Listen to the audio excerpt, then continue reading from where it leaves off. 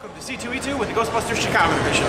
We're here at the Chicago Comic and Entertainment Expo, and we're here to serve all your supernatural elimination needs. Yeah, exactly. It's been great thus far, but there are some ghosts in the upper levels that we're going to have to go take care of. We're going to go look around. Come with us, won't you? Yeah. Come hither. Before we actually start, let's introduce our team. How's that sound? Yep, I think it's a good idea. To my left, the man who started it all, GBCD's head engineer, Dan Shannon. Yeah, come on, let's get some. Show you're alive out there. And to my right, our occult specialist. Spent a good number of years out in England studying the paranormal. And basically our chief arcane knowledgeist, Dr. Zachary Lavoie. They don't like me as much as they like you. Coming up next, we have Dr. Aaron Tate. He is our, what's that title again, Ron? I believe it's the psychomagnetic ectoplasmic research, development, and distribution specialist. For those of you not in the know, he's our slime guy. Anytime you see slime, it's probably his fault. Go ahead, take a seat, Chief. All right, next up. My name is James Giorgio, and I'm the Ghostbusters slave. The proper term is assistant with lab experiments. I'm your test monkey.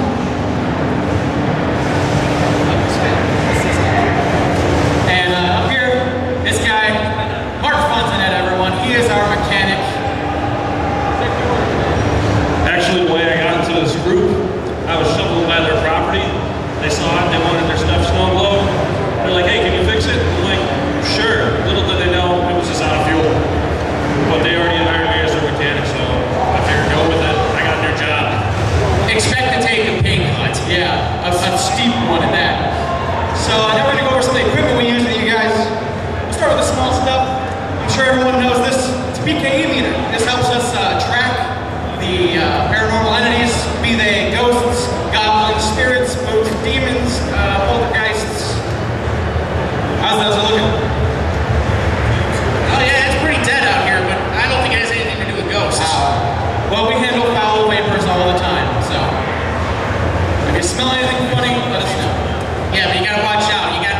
You have to differentiate between con, funk, and ghosts. Indeed. All right. Next up, paragoggles, or also known as ecto goggles. Can't talk today. These help us see invisible entities. So if you see a ghost and then all of a sudden, it's sitting there and it goes incorporeal and go invisible and you can't see it, that's how we track them. This is better using your own eyes. They're basically modified from night vision goggles, military base. They actually enhance everything that you see. If a ghost happens to go invisible, that's about the best way to track it. This way, we can actually hunt them down with more efficiency. If the PK meter isn't enough, the goggles themselves will do the job. Exactly. You want to talk about the trap, Mr. Engineer? Absolutely. This is our primary entrapment unit, otherwise simply known as a ghost trap. Now, basically how this works is after we get them inside of a confinement beam, we will throw the trap out and then we will activate it with a foot pedal. This way, the doors will open, it'll create a protonic suction that will pull the ectoplasmic entity inside the trap, and then bam, inside containment, you're done. For the layman's out there, it's a big ghost vacuum. Next is the standard proton pack, which we are all modeling for you today. Proton pack, that's how we capture the ghost. It fires a highly charged particle stream of positrons. And basically, we use that to weaken these spirits. And after we've got them sufficiently weakened, boom, right into the trap they go. And then there's the question of what we do after we have them inside the trap. What we have for you today, actually, is an experimental brand new model. This is our baby. This is called the Portable Ecto Containment Unit. Wait. A new piece of equipment? CPA. We're on Let this guy in. Look, there's Early. So have we gone through the proper channels to get this certified for this area? I don't think you have, because I don't have your signatures. We have all those documents pending right now, but we are working on it, which we are. That's not good enough. This area is not proper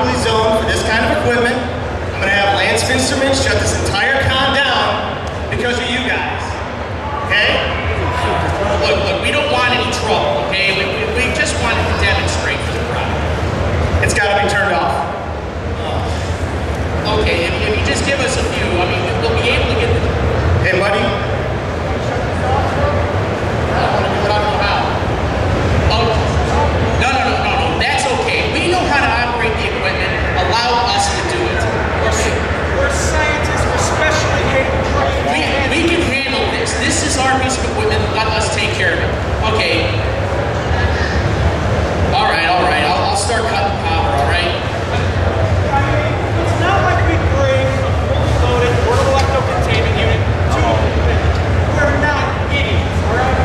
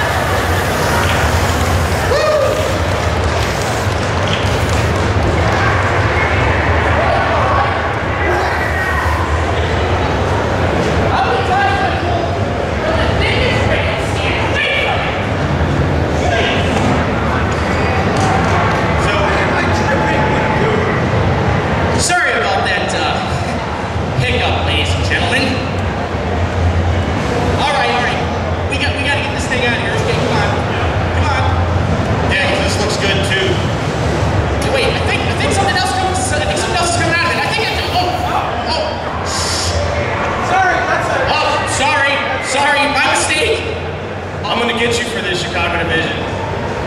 Mark my words. I'll be back. Should I get a pen and paper? You should. Yep, back. Never mind. Oh, okay, ladies and gentlemen. Somebody else like to take this? I think we're gonna have a good cry. Oh, God, one of the dangers of being a Ghostbuster, you often get possessed. And then slime. God, it's everywhere. I'm just gonna walk around, screw it. Okay, so, now we begin the Q&A portion of the Q&A. So, if you have any questions out there, just throw up your hand. I'll come around with the mic, and you'll be asking any of our experts questions. Who's got a question out there for the Chicago Division? Right, I see a hand over there in the back. Let me make my way to you, sir.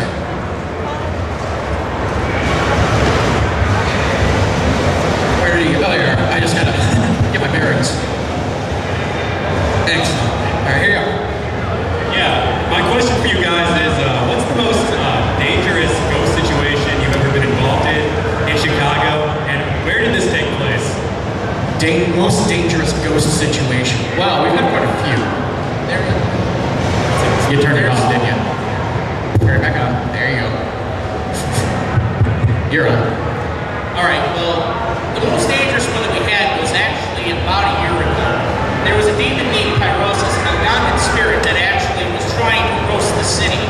Unfortunately, we tried to get him in time.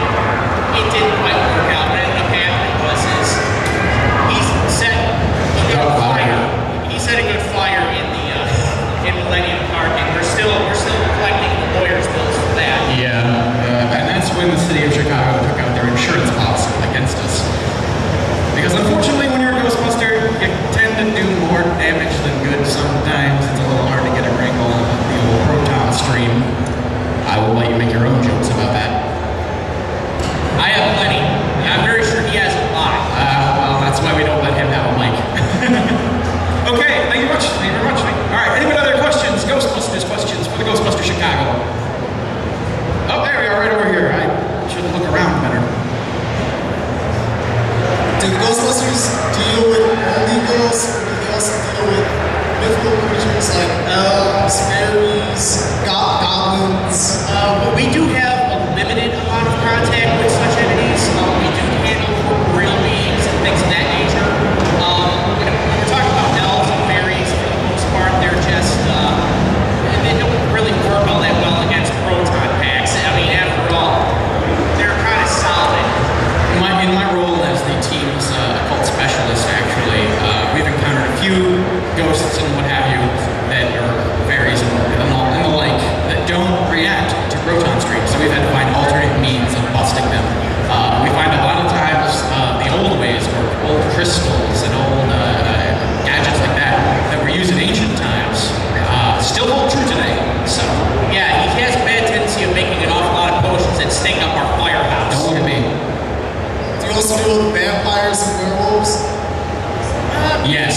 Yeah. Yes. Because let me tell you what.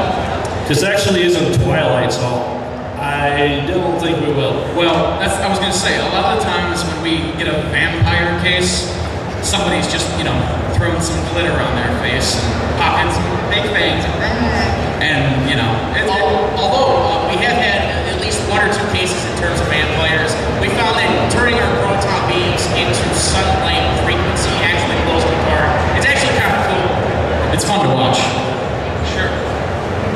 Have any of you traveled through time or had any experiences like that?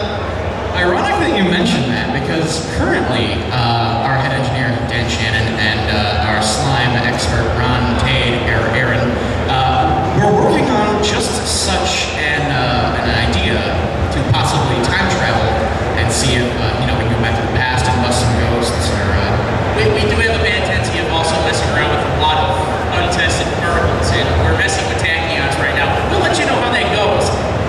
And that is unless you watch the news and you find out our firehouse just disappeared. Yeah, that'll be our big summer case, I think, trying to travel in time. It's all over. It just gets everywhere. I'm gonna be showering this stuff. You messy man, I swear to you. I don't know. 1 minute I'm standing there talking to everyone, trying to shut down the containment unit, and the next I was waking up and covered with goo. Would you stop that? We already made a terrible mess. So, all right. Well, thank you for your question, man. While I'm right here, another question. What does it take to become a Ghostbuster? Like, do you have to go through college or something? College is a definite. You really should know how to operate nuclear weapons, because after all, proton packs are not toys. You have to be licensed to handle this stuff. And there are special training courses you do need to go through just to handle the equipment. I mean, we prefer, of course, that anyone who wants to join the Ghostbusters and fight the paranormal have some education of some kind. I have a doctorate in occult myth and lore. I have a master's in electronic engineering, and I've done quite a bit of exploratory science, which is not necessarily a recommended thing to do, which is why you really need to be licensed these days. Yeah. But we definitely encourage college. Stay in school, kids. That's our motto. That and everybody wing chun tonight. Okay, any other questions? Oh, I got one back here for the man in the chain hat, who looks quite pleased to be here. 2 questions, guys. First, you mentioned vampires. Sparkles or no sparkles? Sparkles are pushovers. But not sparkles, we have run into those. Okay. And second question. I know that the Large Hadron Collider over in Switzerland, they're talking about black holes and things. But I've heard that the Fermilab has a big ghost problem. We already handled the job at the Argonne National Laboratory. I highly doubt they're going to call us in. Yeah. Believe me, the mess left from that, I wouldn't even bring this thing into Fermilab because we would just be in a lot of trouble. Yeah, it's particles on top of particles. You know what happens when 2 opposites attract each other? You don't necessarily get peanut butter and chocolate, you know what I'm saying? Yeah, I live in Aurora, which is right there. I'd really rather not turn my hometown into a smoking crater. Video of him just standing there like that, or just sitting here in a chair. Yeah.